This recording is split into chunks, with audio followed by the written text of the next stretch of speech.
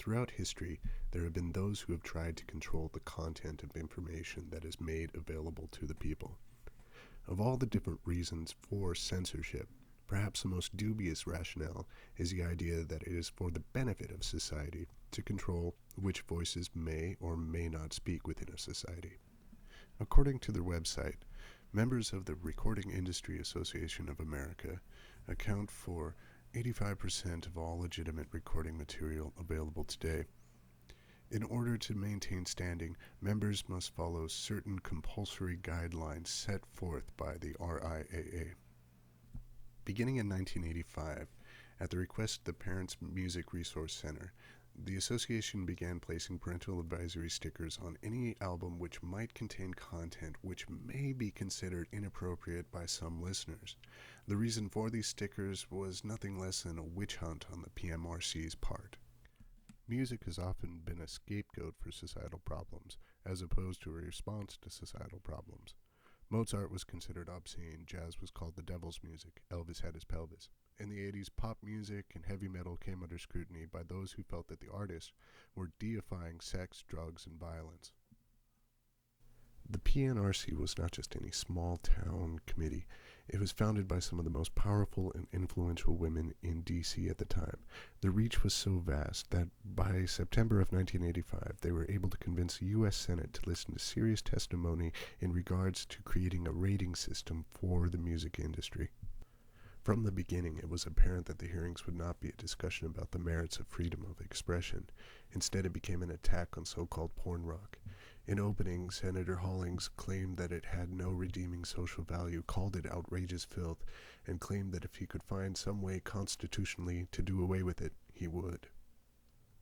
Senators Tribble and Hawkins framed their arguments in terms of moral obligation to the families of the United States, attempting to place a blame on a culture of suicide, drugs, sex, and violence on the artwork that was being developed out of that very culture. Further testimony by members of the PMRC quoted lyrics and used publicity images to illustrate the profane and vulgar lifestyle that was being glorified by the artists of the time. Over and over again, the sentiment was expressed that something needed to be done about it. Only 3 musicians gave testimony at the Senate hearings. Dee Snider, the frontman for the shock rock group Twisted Sister, Frank Zappa, who had already spent a career trying to push the limits of what was socially acceptable, and John Denver, who could have been perhaps the poster boy for everything good and wholesome and right. In poker, a good bluff isn't merely about pretending to have a good hand. It's about anticipating what your opponent wants and disappointing them. In those terms, it could be said that John Denver played an amazing bluff on the Senate when he gave his testimony. The PMRC had a specific list of targets, the so-called Filthy 15, which represented the worst and deviant content which was infiltrating the minds of the American youth. John Denver was not on that list. John Denver represented the opposite of everything on that list. John Denver's music was an expression of celebration and awe at the wonder of life and nature. It must have been assumed that the gentle humanitarian would wholeheartedly embrace the concept of a rating system in order to protect the nation's youth from moral depravity. After all, Denver and his music wasn't on trial that day. He was supposed to be the ringer, the artist who represented traditional American morals and values, the exact opposite of the satanic, drug-abusing sex fiends who were corrupting the minds and hearts of the youth, turning them into suicidal zombies. It must have come as quite a shock to some people when Denver presented his argument.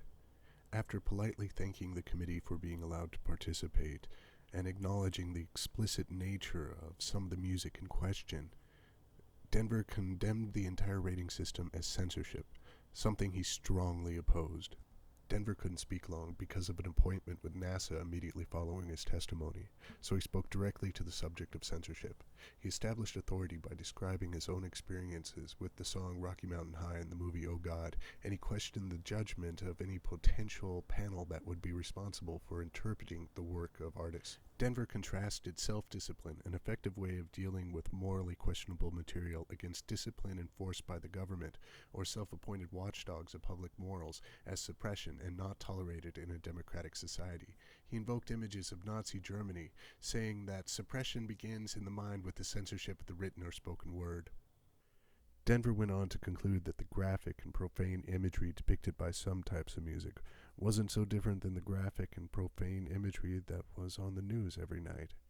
That the art wasn't the problem or the cause of the problem, but a symptom of a problem arising from a culture that embraced violence. It's reasonable to say that John Denver helped prevent a federally mandated rating system on music and lyrics. The problem with the PMRC was that they had assumed they would be arguing morality against members of the occult and makeup, but instead they ended up being taught a lesson in liberty by Kermit the Frog's best friend. The PMRC did win the concession of voluntary labeling on behalf of the record labels.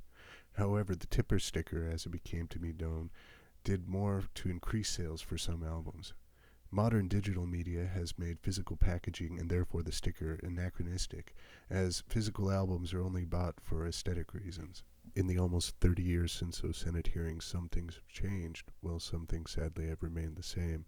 The history of humanity is a history of violence, with the occasional rare and exceptional voice saying with clarity, as did John Denver, that the solution cannot be found by silencing the voice of the people.